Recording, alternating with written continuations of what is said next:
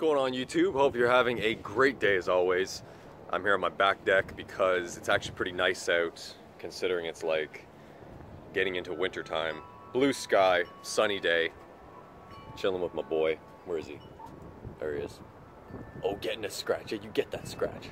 So, I'm doing a audiobook recommendation video today, which is basically being added to my series. So if you haven't checked out the audiobook recommendation series, look in the description below and you'll see several videos I've made listing off many different books that I appreciate, I've listened to, or I've read. I've also given you some physical hard copy recommendations in this list, in the series that is.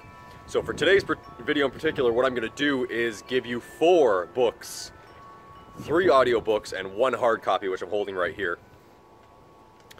And this is going to be up on my Friday vlog. So I hope you enjoy it. I hope you guys and gals are appreciating the new schedule. And let's get to it. So the first book I'd like to recommend, and I'll put them up on the screen as I always do as I go through these. So the first book I'd like to recommend is by Max Tegmark. And it is called The Mathematical Universe. And this book, I believe I mentioned it in some other vlog going back like a few weeks now. But The Mathematical Universe, it's essentially exactly what it sounds like. Max Tegmark is literally picking apart our universe in terms of physics and mathematics. It's about a 16-hour audiobook, and it's freaking amazing. It's like one of my favorite books I've listened to. It's one of those ones you're definitely going to want to re-listen to it. Not just because it's 16 hours, but because just the content of it. There's so much, unless you're a freaking physicist and you understand everything that's being said, which, you know, is highly unlikely, I'm sure, you're going to want to listen to it again. So, Max Tegmark, Mathematical Universe, check it out. He discusses multiverse theory quite a bit in that. He just discusses string theory, M theory, and really goes deep on all the stuff. Really amazing. He gets into what he describes as a 4-level multiverse. And I don't think I could do the book justice by getting too in-depth on what it talked about. And I've only listened to it once, so I got to go through for my second round, probably a third round. Because any type of physics, science books, usually I give them like 2-3 goes, just to absorb all that information. So that's number 1, Max Tegmark. Number 2 is by one of my favorite researchers, scientists, mathematicians. I don't actually know what. I don't think he's a mathematician. One of my favorite authors, anyways, Rupert Sheldrake. And I'm going to give you 2 of his books here. They're both audiobooks. I'm sure you can get the hard copies as well. But the first one is called Science Set Free. That's up on the screen. You can take a look. Amazing book. Amazing book. The range of like what it covered, the topics, just full coverage. It was beautiful how well put together that book is. So Science Set Free. Now Rupert talks about, Rupert himself is a researcher in morphogenetics and morphogenetic fields, and he's kind of coined that whole, the whole theory on morphogenetics through all like many years of lab research, case studies, double-blind studies, things like that. Like he's gone deep on his research. He is an amazing scientist. So Rupert Sheldrake, Science Set Free. He briefly touches on spirituality in that book as well, which I appreciate quite a bit. Someone that can come from a science background, science perspective, but still have somewhat of an interest in spirituality, which he does. And then he sort of integrates the two and brings them together in such a cohesive, a beautiful way in this book that I highly recommend. It's Science Set Free. That's number 2. Number 3, we're going to give you I'm going to give you another Rupert Sheldrake book. And this one actually is, it just came out in November this month, and it was the predecessor to Science Set Free. You know, maybe it wasn't the predecessor. It's hard to say. You know, this book I'm a little bit on the fence about because I liked Science Set Free so much by Rupert Sheldrake that when he came out with this book, which is called Science and Spiritual Practices, it's a shorter book. It has less in terms of its oomph, like its content, in my opinion. The first, this book is actually, I think it was about 8 hours. The first 2 hours or so, maybe even 3 hours, were kind of flat for me. Especially after having read and listened to Science Set Free. getting into science and spiritual practices, it was just kind of like, well, why am, like, all of this was covered in Science Set Free. So his second book here, Science and Spiritual Practices, the one that followed Science Set Free, it doesn't necessarily have as much content, in my opinion, as Science Set Free, but it's still a great read regardless.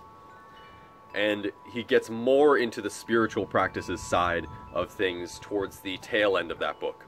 And he also discusses some other authors like Sam Harris and Sam's Buddhist practice, you know, that he did over the years. And you're actually going back several years now. Sam Harris went and trained in Tibetan Buddhism. He actually went into, like, I think it was like 2 years he was doing that. So Rupert did a really good job on Science Set Free, but Science and Spiritual Practices, it was subpar.